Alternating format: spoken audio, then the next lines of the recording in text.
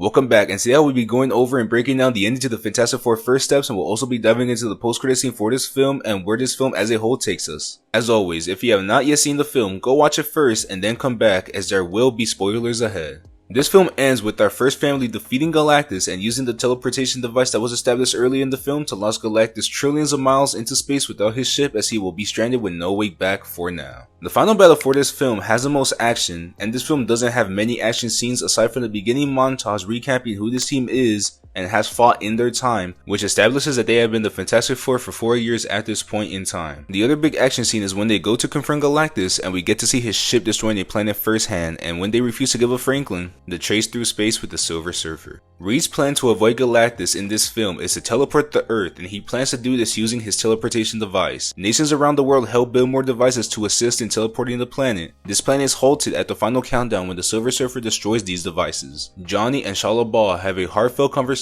and she gives them the chance to escape, but it is too late. Galactus is there. This is where Reed and Sue devise a plan to use Franklin as bait to lure Galactus onto the planet to get him into the teleporter and able to teleport him deep into space. This is where we get to see them work together really for the first time in this film, and we get to see them all use their full extent of their powers to protect baby Franklin. Galactus eventually does get to baby Franklin, and we get an amazing scene with Sue using all the strength she has left not to allow Galactus to leave and force him into the teleporter in order for Reed to be able to save Franklin. This almost does not work, and Johnny is going to sacrifice himself in order to make sure Galactus makes it through the black hole, but Shala Ball comes in and hits him out of the way the last second and sacrifices herself for the team and for Franklin. This works, and they end up defeating Galactus for now. After this, Sue is deprived of any power and physical strength that she has left, and this ending is eerily similar to the 2007 Fantastic Four film. In both these films, Sue dies as a result of her wounds and is resurrected.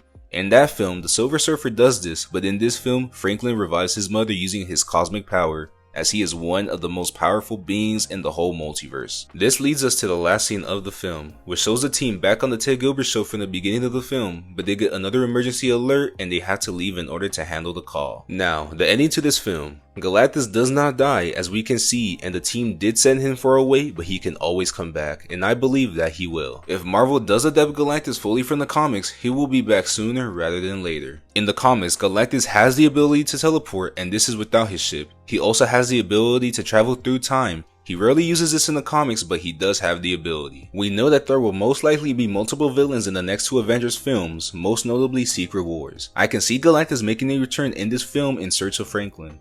A return past this saga is up in the air, but it is not out of the question, as Galactus is a prominent character to the Fantastic Four and the Marvel Universe as a whole. With Kevin Feige confirming the MCU reset after Secret Wars, it would be a waste of a character not to have him past this saga. Let's get into the post-credit scene. The post-credit scene is set to take place 4 years after the ending of the film, making the year 1969 as the events of the film took place in 1965. Sue is reading a book to Franklin. Once they are done, she asks Herbie to pick a new book, and instead she gets up and gets a new book as the one Franklin chose has been read multiple times already. When she is in the kitchen, we can hear a whoosh, and when she turns and comes back, we can see a hooded figure, and it is no other than Dr. Doom, and he has his mask off in hand, and we can see Franklin touching him, but we do not see his face. This is huge because this is officially the start of Avengers Doomsday. The swoosh that we hear has the sound of his time platform, which we see the likes of Reed Richards use in Multiverse of Madness and the Kang variants use. Doom taking his mask off in front of Franklin could be the way that they heal Doom's scars. For those who do not know, Doom's face is scarred, and this could be the way that Marvel heals his face in order to not keep Doom masked the entire time, as they will want to have his mask off due to RDJ playing Doom and the story that will go into that. There was one Easter egg I caught during my viewing of the film. There may have been more. In the World Nations meeting, we see all the nations and we see a table for the nation of Latveria. And this is important because this is the nation that Doom rules over and is the king of in the comics. It is unclear as of now whether this Doom comes from this 828 universe or another universe. Now, the question is, why does Doom want Franklin? We know that Franklin possesses cosmic power, which is the same power that Celestials carry, and they are said to be the creators of all things. Doom will want Franklin to complete his mission of rebuilding the multiverse into Battleworld, which many have speculated could indeed be the Void. As we know, the Void is made up of remnants in the multiverse, and this is essentially what Battleworld is. It is pieces of the multiverse put together. This is why Franklin is important and why Doom needs him.